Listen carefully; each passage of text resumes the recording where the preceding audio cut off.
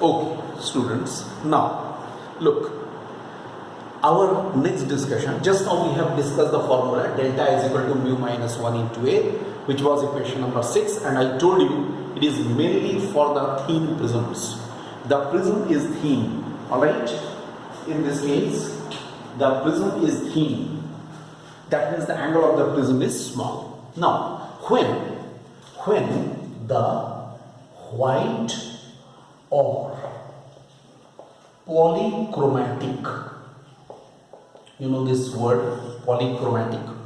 Chromatic word is for the number of the wavelengths, means number of the colors. Wavelength is the characteristic for the colors, right?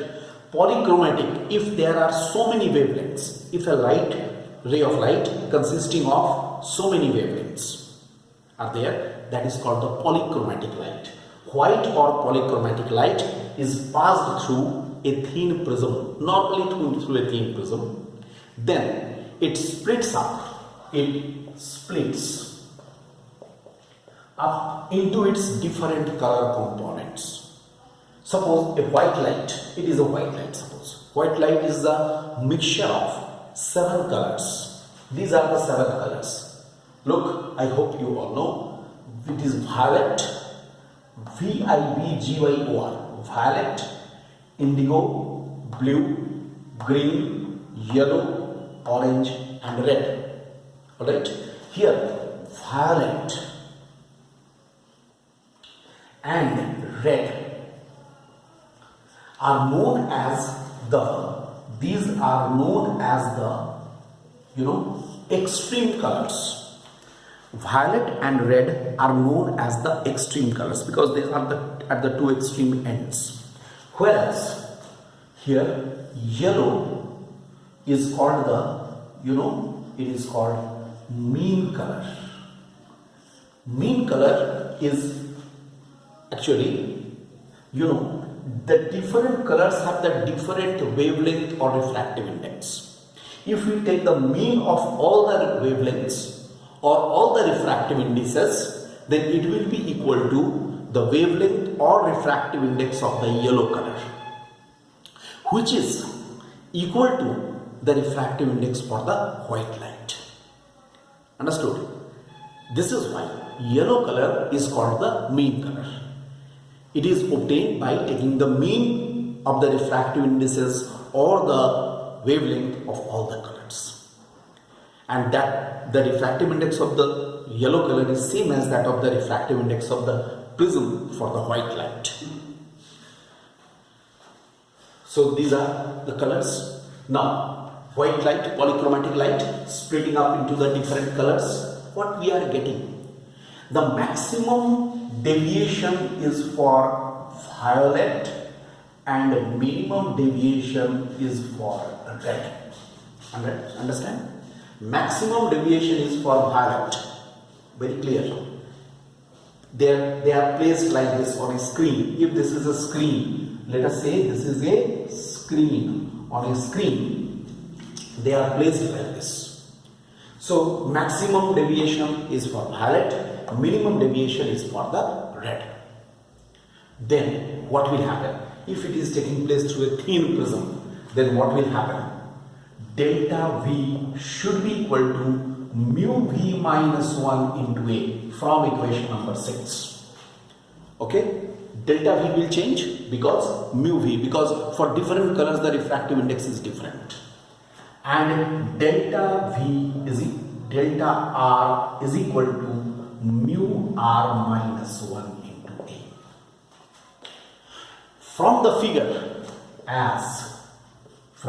what we are getting, delta V is greater than delta R. It's very clear. From the figure, delta V is greater than delta R. So definitely mu V will be greater than mu R. Understood? Delta V is greater than delta R. From the figure it is clear. So mu V should be greater than mu R. And there is a relation that is called Cauchy's equation, that is mu is equal to A plus B by lambda square plus C by lambda 4. This is called Cauchy's equation, and here A, B, C, they are known as Cauchy's constants. A, B, C, they are known as the Cauchy's constants. Fine. So Cauchy's equation, Cauchy's constants we are getting. So what will happen? So lambda V should be less than lambda R. Find this. The wavelength of the violet is minimum and for the red is maximum. Just opposite. Normally they range from 4000 angstrom to 7500 angstrom. 4000 is for the violet and 7500 is for the red. Alright. This is regarding in case of the dispersion, these things are happening. I hope you have studied it very easily. Two terms I want to discuss. One is called the angular dispersion. Let us discuss what is the angular dispersion. You can write down also. Angular dispersion, it is the difference between the angles of deviation of the two extreme colors. It is the difference between the angles of deviation of two extreme colors. Alright, let us say it is theta, that is equal to delta V minus delta R. It is the difference between the angles of deviation of the two extreme colors, which is equal to, I can write from here, mu V minus 1 into A minus mu R minus 1 into A. So how much is theta? Mu V minus mu R into A. Look, this is the angular dispersion. So angular dispersion, again I repeat, with respect to this figure, with reference to this figure rather, what we are getting, angular dispersion is theta is equal to delta V minus delta R. So we are getting mu V minus mu R into A. You can write either of the formula. Either you can write delta V minus delta R or mu V minus mu R into A. And second one I am writing here because here less space is there. So number 2 is called, second one is called the dispersive power. Second one, I am writing first one here, second one is here. Dispersive power. Be careful. Dispersive power. It is the ratio of the, it is defined as the ratio of the angular dispersion. It is the ratio of the angular dispersion to the deviation of the mean color. It is the ratio of the angular dispersion to the deviation of the mean color. Okay. Deviation of the mean color means yellow color, which is the same as the deviation for the white light in a prism. That's why simply we can write delta, it is from here, I can write delta V minus delta R by delta, can be written, or it can be written mu V minus mu R into A by mu minus 1 into A. A and A cancels. So it may be written as mu V, here, mu V minus mu R by mu minus 1. Look.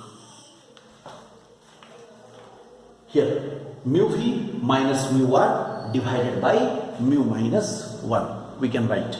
You know, the value of omega, it should be noted that the value of omega depends upon the material of the glass used to make this prism, because you know there are a different type of the glass variety.